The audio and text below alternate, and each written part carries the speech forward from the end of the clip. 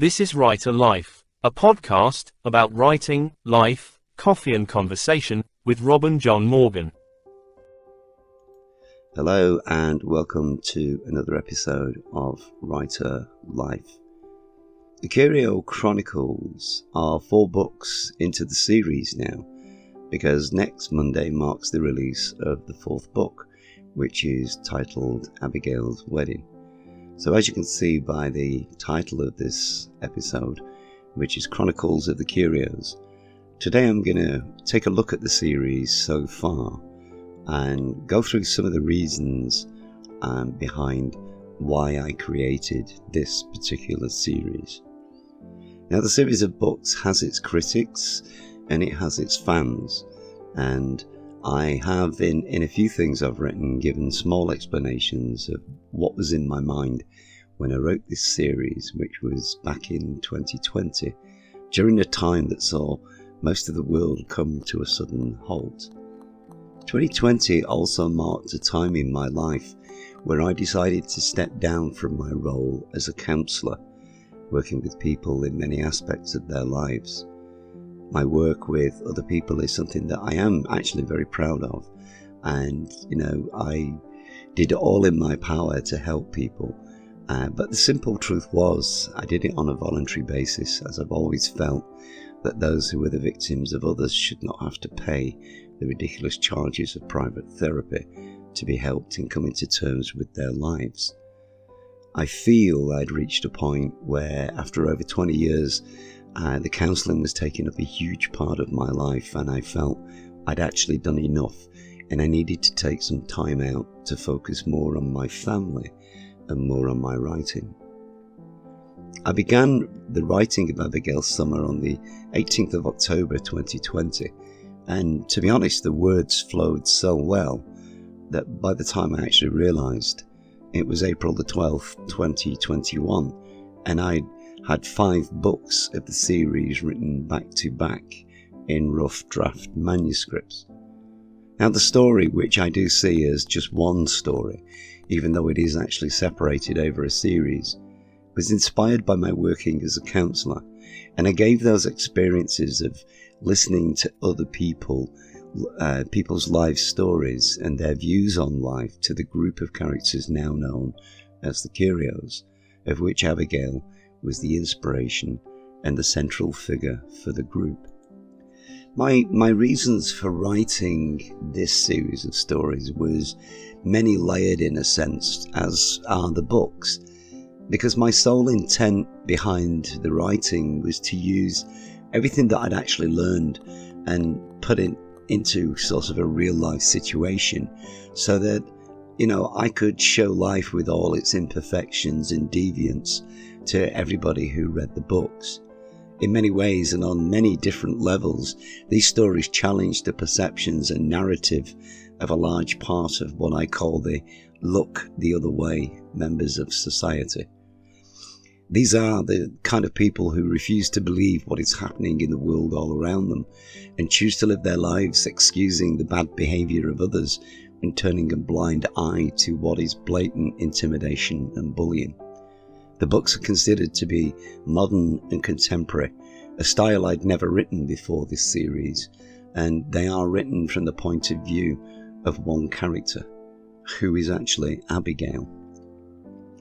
Once again, I really challenged myself as a writer and wrote the books as her commentary, and not so much as an observer or narrator of the story as I had with Heirs to the Kingdom and at that time Rise of the Raven. And it was my hope that Abigail's story, written in her own words, would resonate deeply within the reader as she expressed her thoughts, her concerns and anxieties of the life of a young 19-year-old girl. Much to the disapproval of some older readers, I gave a realistic glimpse of life today around young teens, which involved sexual referencing, some of which was graphic, as I did include elements of sexual experiences, and I did that deliberately because not only did I want to show the attitude and lifestyle of young teens, I wanted to show the internal dialogue and the misconceptions that the young have in their early teenage years.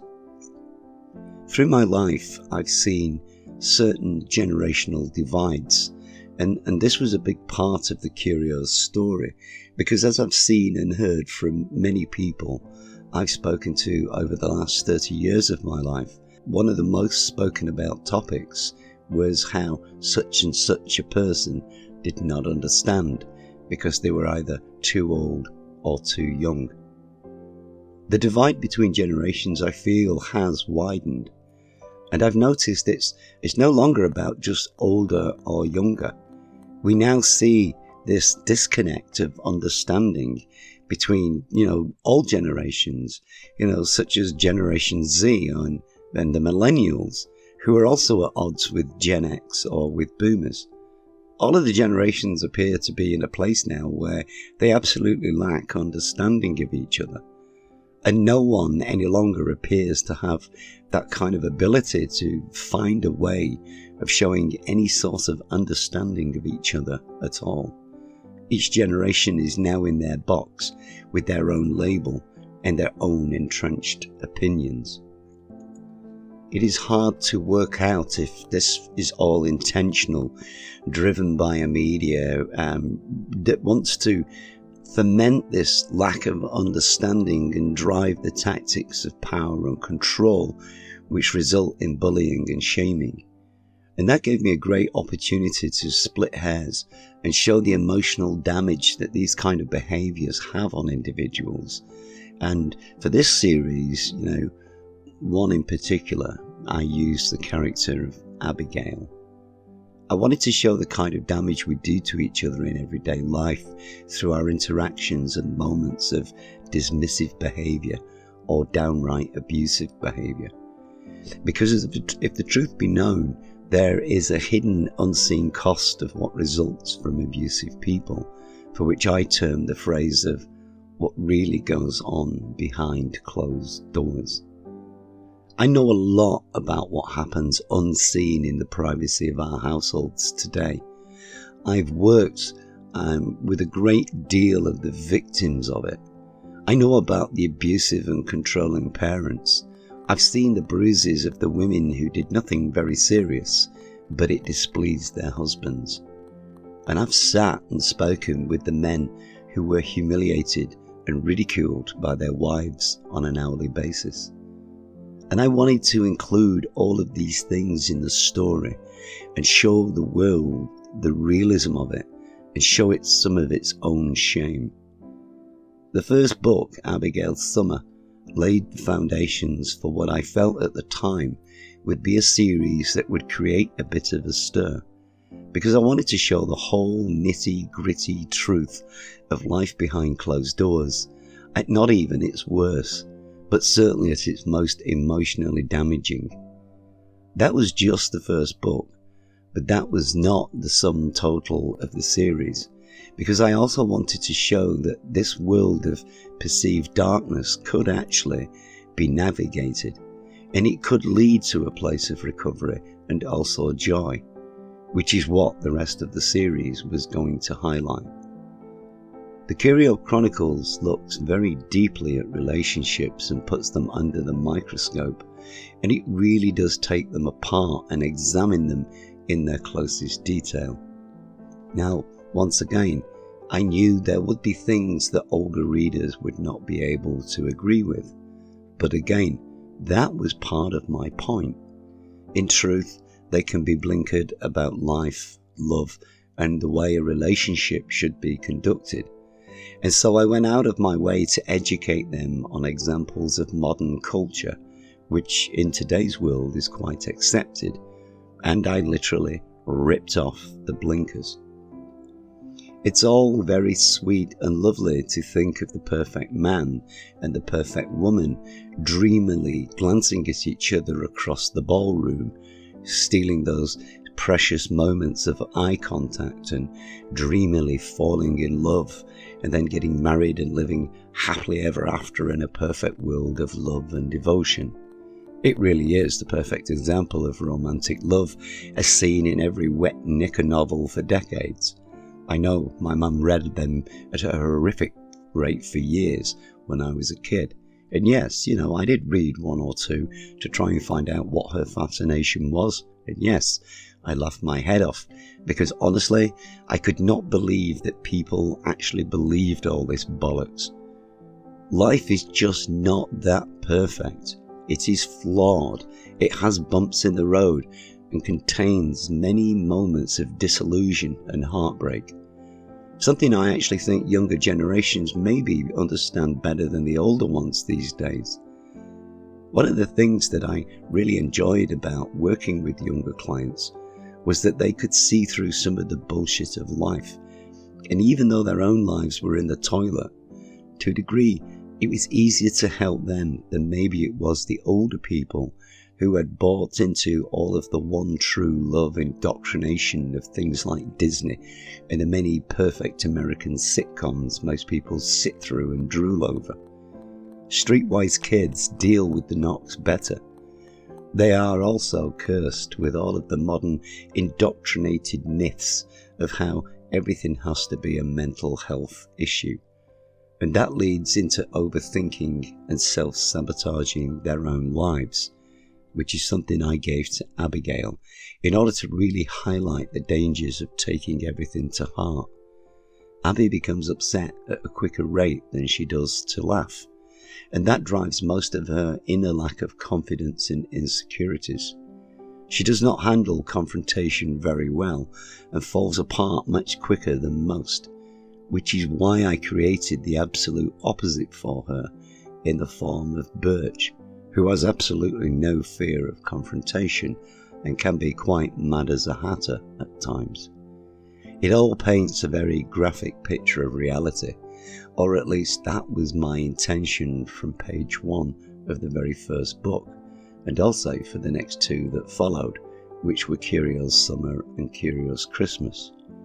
The next book that comes out in just under a week on November the 6th is, the moment where all of this story will now flip, and as Abigail grows older, her world once again starts to change.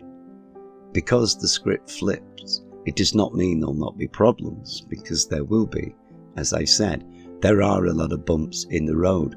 Life is not a smooth ride, no matter who tells you that. It never will be. And the key here is how we all can overcome that. And that is the key to book 4. Seeing the changes in Abigail that allow her to see things a little clearer and make decisions that are much more better suited to who she actually is as a person. The Curio stories are very deeply based in becoming self-aware, and as each book begins, the characters have aged and their attitude and approach to life changes. And life is an endless series of learning curves. So each book charts an aspect of life, which is an important stage of learning and developing as we all adapt to what is the process of maturing, and the 4th book really highlights this in a very strong way. Life can still be fun and silly, but the gang are starting to see there are now consequences to everything, which is something the group lacked, especially in the first 2 books. The Curio Chronicles is a journey. It's an evolution of life in its rawest beauty and its darkest times. And all of that is blended around what is seen today as one of the most important aspects of life, which is sex. Love it or hate it, sex is now the driving seat of society. It is the biggest modern day phenomenon, and try to shy away from it all you want, you will find it's actually quite impossible. Sex plays its role in everything. It is the number 1 sales tool. It impacts every single image we look at. It's used to spice up all of the media. Filming it and showing it has grown into the largest industry on the internet. And no matter where you look or what you do, it is there staring you right in the face. And there's a kink for literally everything that turns you on, no matter how weird or how fanciful. There's a site for it on the internet. Now you can deny and dismiss it all you like, But there is no escaping it, and it is the number one preoccupation of teenage lives, and it does not fade quickly, as it drives all of us in every single relationship we have right up into our autumn years. If you think it'll go away, then live in hope, because it's going nowhere. It is the center stage for eons to come, and it does impact every single person on the planet. People dream of it. They enjoy it alone in private with themselves. They yearn for it, devote a fortune to look good to get it, spend hours talking about it, reading about it, fantasizing about it, and hopefully doing it. There is a huge industry worth trillions a year catering to it, with magazine articles, how to do it videos, and supplying the toys and means to enhance it. And that is because regardless of what you may believe, it is the driver of everything we now do in life. It is also a weapon of control, a reason to hate someone, to bully and victimize someone, and possibly the number one reason to slander someone. It causes violence, jealousy, and vindictive behavior. It breaks up friendships and destroys marriages.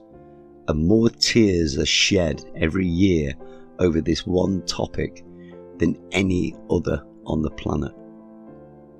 Knowing all of that, and if you write about it, then you will find there appears to be an attitude of prudery that suddenly appears. I had every intention of writing the truth of what I knew and what I'd been told firsthand from many people about some of the things that they'd enjoyed doing sexually. When you work with people who have relationship problems, you soon learn that somewhere in the depth of all of those hurt feelings, that loneliness, the arguments and conflict, there is an issue that relates directly to the sex lives of those you are working with. And once you actually get to the heart of the matter, it is amazing how quickly people start to grow with their understanding of their partners. The hardest part is getting people to actually open up and talk about their sex lives. Even today, in what is considered to be the modern open-minded world, people have been shamed into thinking that their sex lives are something that should never be discussed. If I'm honest, the more people opened up and were less ashamed of enjoying sex, the quicker the world would actually chill out and become a much nicer place to live. I made what for me was a very, very bold decision when writing the Curio Chronicles to not hold back. I was driven by my own feelings that if I was going to highlight the truths of life, then it had to be all of it. And so I added it to the books in the form of thoughts, feelings, frustrations, and much to the surprise of those who read my books, I also wrote in a few graphic scenes, and I did not hold back as I wrote in some cases word for word what other people had actually explained and described to me. I tried to use restrained language because if I'm honest, some of the things I looked into beforehand and I read, I found the language to be far too crude and uncouth, and so I wanted what bits I wrote to be a little less crude and more simplified in the use of language that conveyed the point, but did not make it tasteless. I had no intentions of editing it out, as I was actually told by quite a few people, and my reasoning behind that was I wanted these stories to convey the real, unfiltered, realistic truth in every possible way. These stories were supposed to be a snapshot of life, and so I put it all under the spotlight, and I left my readers to ponder it alone and form their own opinions. And I actually still stand by that decision. What I did was I looked at all of the statistics for each age group, and I gave each book a proportional representation of the sexual involvement of each age as I worked through the series. But 1 contained a lot of talk about it, and 2, specific incidents. Book 2, which jumped from the age group of 19 to 24, contained far more activity and experimentation. Book 3 had a little less. And in this next book, which is the 4th book, it has changed all over again, as Abigail matures and has a completely different outlook on her life. These books reflect the natural path of sex and sexuality through life into maturity, and it is consistent with what is seen as the normal flow of life today. And I think it is really important, that people read this, because, one of the very important aspects of the lives of the characters is because at the end of the day, this is actually their story. This is their life. And my intent was to write that as true a representation of it as I possibly could. In many ways, it is the sum total of all I have learned working with people for over 2 decades. And it really does highlight the attitude of every age group, which is why it is in the books. We live in a world that lacks understanding of each other, not just on a sexual level, but on all levels. All the generations have retreated into their tiny little comfort zones, and they dismiss anything that does not apply to their specific generational demographic, which is why we now live in a world that is quick to hate and troll others. In many ways, this is leading to a way of life that is slowly narrowing, almost as if most of the world is now blinkered to the true realities of life today. And maybe that is why the world appears to be becoming far more dystopian than we ever thought it would. In the Curios, Marjorie is the most powerful in the village, as she uses her wealth to manipulate everything to her own aims. When Abigail arrives home with Birch, Marjorie rules the whole of the village with an ironclad grasp, as she dictates the way of everything. And with that, I've written a warning to everybody. The village of Wotton Dursley is my way of showing the modern world today. I use the village as an example of the whole country. And as we see, Marjorie is happy to tolerate behaviours that suit her needs for more power, and yet not tolerate those things that would liberate and free the masses. Marjorie is the corrupt establishment who rule over all of us because of the wealth that allows them the power over the poor. She is the oppressor of the weak, and I see that in the world as I write. Billionaires who can engage in sexual depravity, who own media companies that I use then to shame those engaging in what is considered to be normal sexual behavior. Mega wealthy men fund activists to force their narratives on the world that destroy the family unit and create endless divisions, backed up by the press to sow even greater seeds of discontent and push the public into being force-fed a narrative that nobody really agrees with. The village has little choice but to go along with Marjorie out of fear of reprisals and shame. It really is no different from cancel culture, where the truth-sayers and the questioners are all screamed down and deplatformed by the wealthy to keep their indoctrination freely damaging what is the lives of all of us and maintaining their control of the masses. There is no difference between Marjorie and her shrew crew and organisations of unelected billionaires such as the WEF, the United Nations and the Gates Foundation. They all use the same tools of control and use their wealth to corrupt the narrative to achieve their own goals, which are domination of the masses. I use Wotton Dursley, but it does reflect the modern world today, and within all of that, Abigail spots it and tells her other friends of her thoughts and feelings in what is one of the most important moments of Abigail's summer, and the whole of the Curio series of stories, when she simply asks one question, which is, why does his gayness matter? Towards the end of the book, we read, I sat listening, my mind once again preoccupied with my own inner search for my identity, when Edwina made a remark about Anthony's junk. You know, I think you've got a great dick. If you were straight, Anthony, I would definitely screw you for sure. There were giggles all around the room. I was sat with a pillow behind me, resting on the thin section of wall between the kitchen and the bedroom, and I looked up. Why is his gayness an issue? They all looked at me. I looked at Anthony and saw him watching me with a puzzled expression. I've known you since school, Anthony. I liked you back then. I saw you as a nice guy, but I did not really know you as a person. For all I knew, you screwed girls. I'm looking at you now. You're naked. You've got a great body. I would defo sleep with you because of it. You know what? I know you better now. I've talked to you, spent time with you, and really got to know you. My only really real regret is that I wish I'd made the effort sooner. He smiled at me and nodded, and I continued. You're my friend. I consider you to be an amazingly good friend, and I'm going to miss you. But you know what? I don't give a fuck about your gayness. I don't care that you want to sleep with guys, because to me, that's got nothing to do with who you are. You're a wonderful and caring person, and I really love you for that.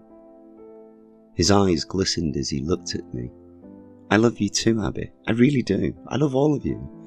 I'm really going to miss you all. Birch lifted her glass. Dad's is right. Fuck his gayness. He's much more than that. I nodded and raised my glass. I looked around the room. They were all staring at me. I shrugged at them all.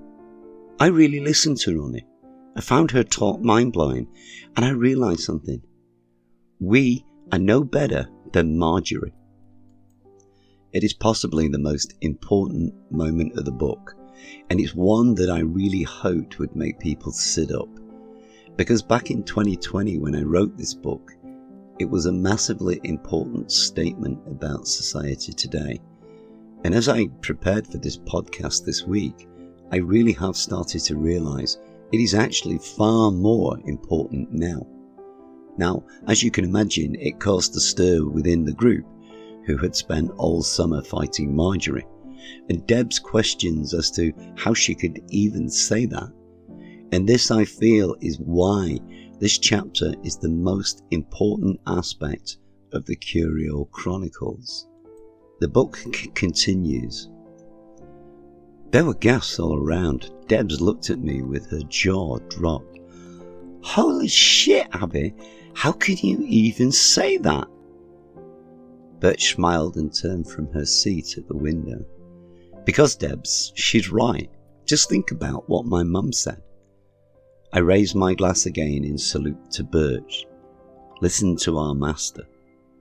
I laughed, and they all looked at me as if I was completely mad. I looked at Debs. Edwina screwed you today, and you screwed her back.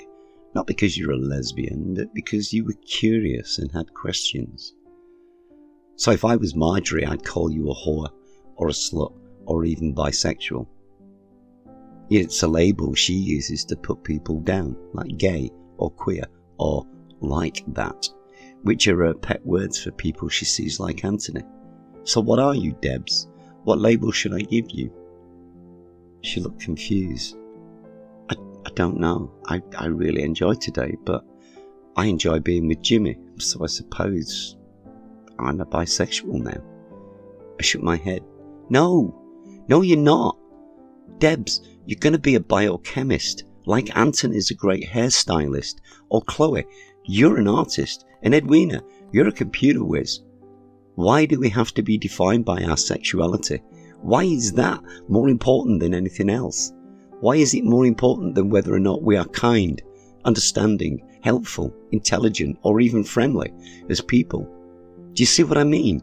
The world is so goddamn messed up with its bloody sexual identity labels and whatever it is that now defines us by. Why should we only be defined by who we have sex with? Birch smiled as the others just stared at me, trying to work out in their heads. I needed to say this because it had been eating at me all day. Guys, it's wrong.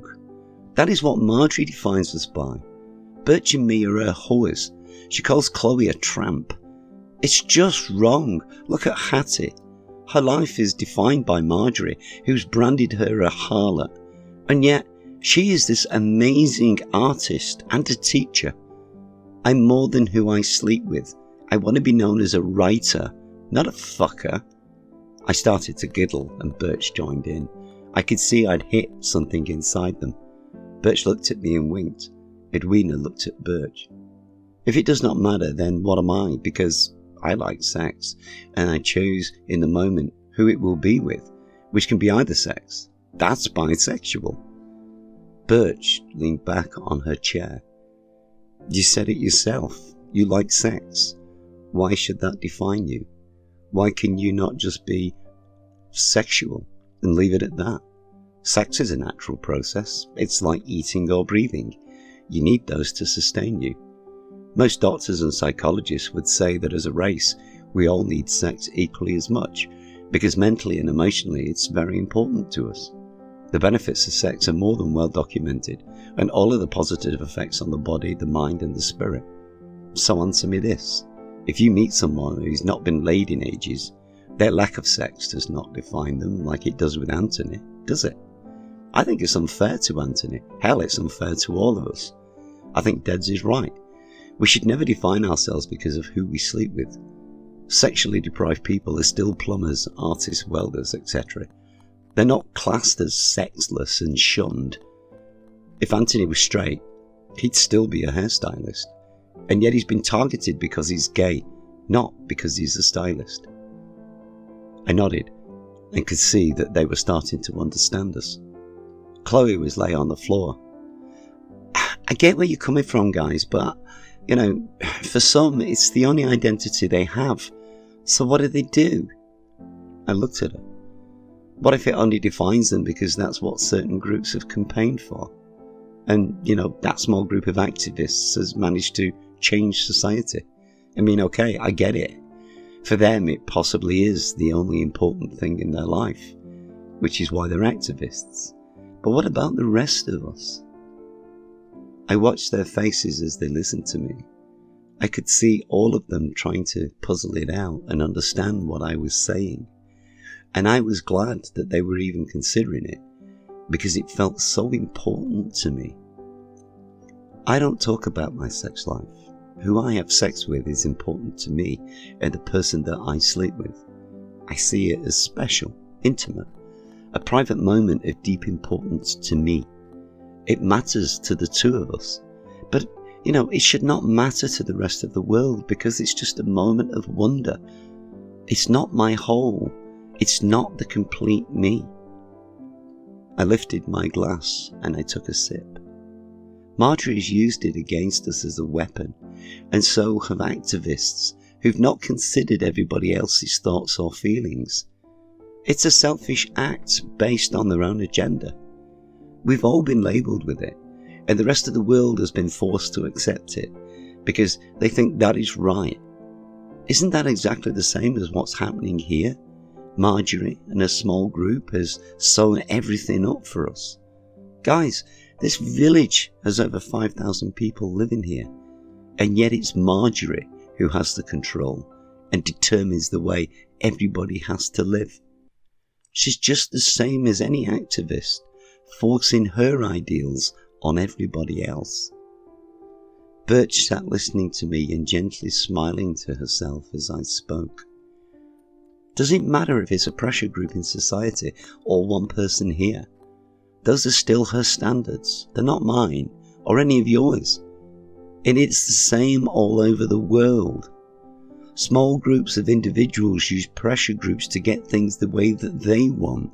And that's why we all have these pigeonhole titles we have to fit into.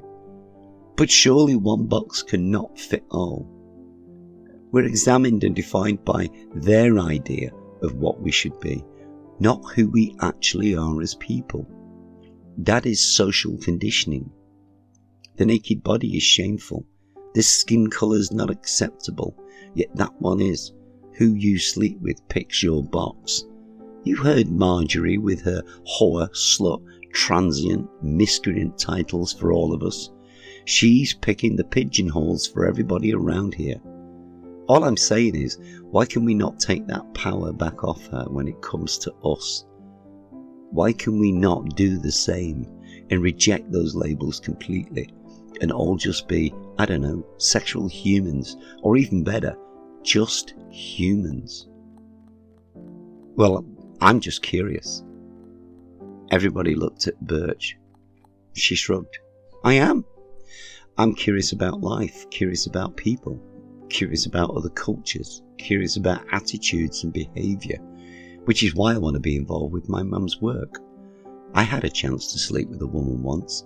She really wanted me to. I just didn't want to. I've considered it with another woman since, and if I'm honest, I really wanted to, but I was afraid. So, am I bi or straight? Well, I say neither.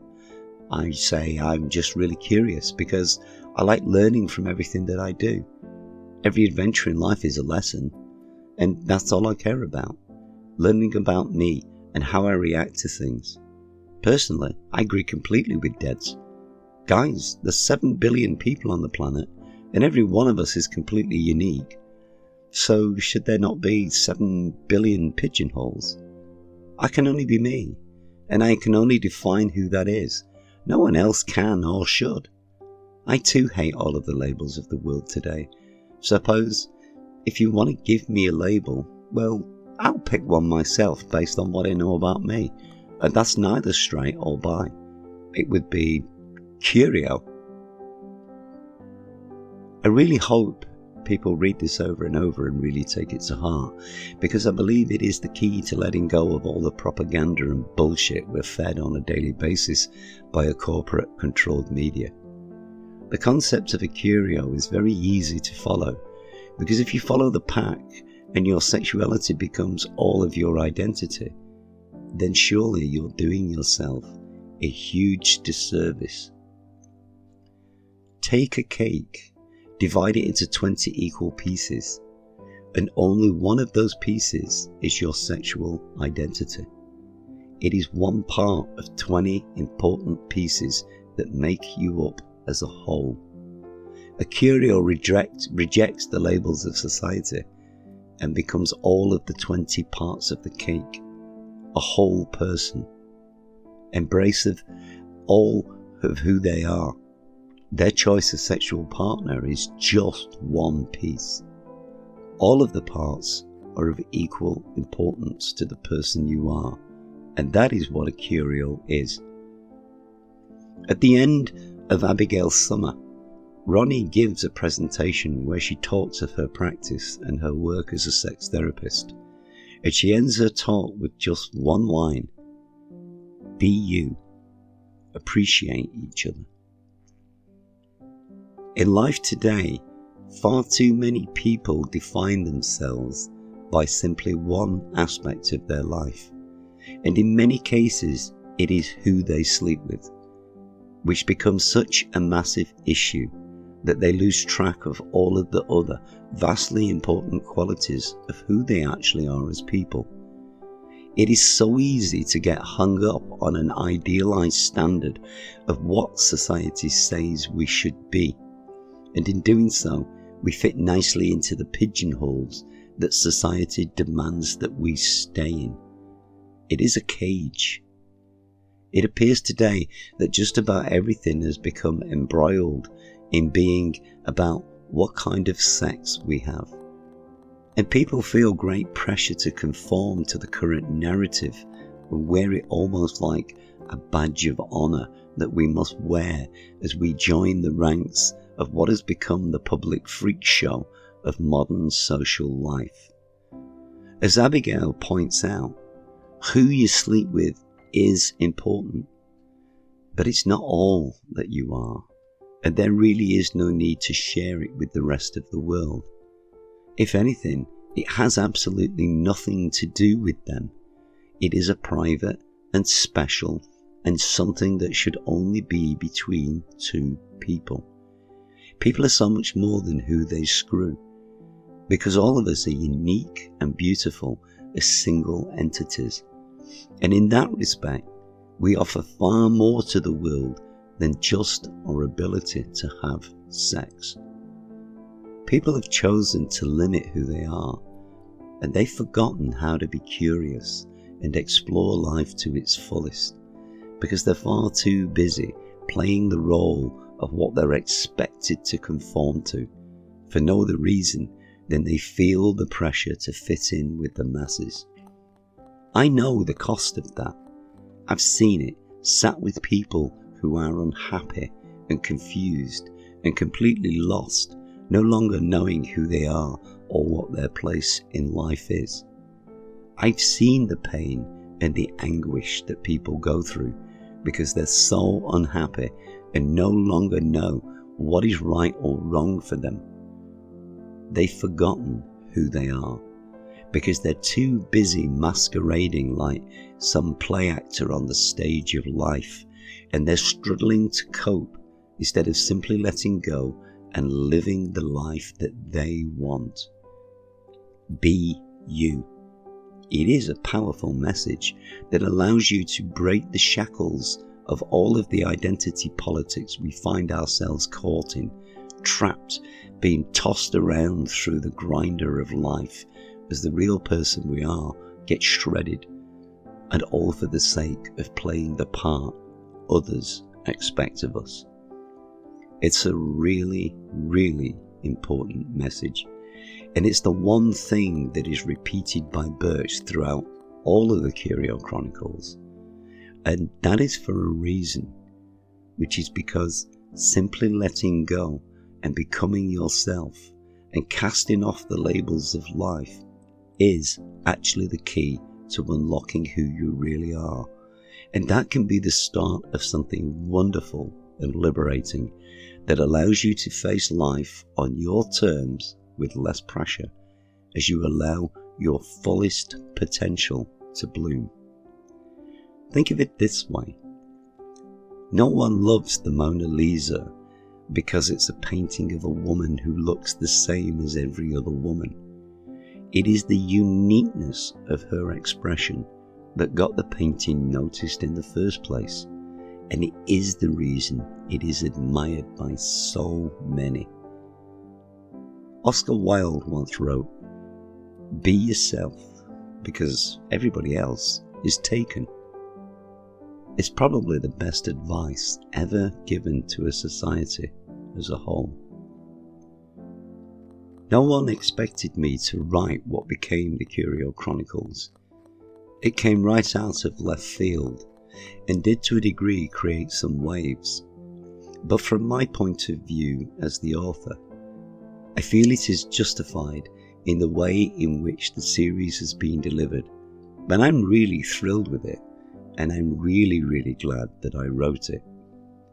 The Curio Chronicles is a story of life, of darkness, and also a story of pure light. But most importantly, it is the story of transformation, where a group of young people step out of the norms and carve out a new place for themselves, which shun the labels of society. In doing so, they find a new way of living that allows them the space to grow and develop into the true versions of themselves.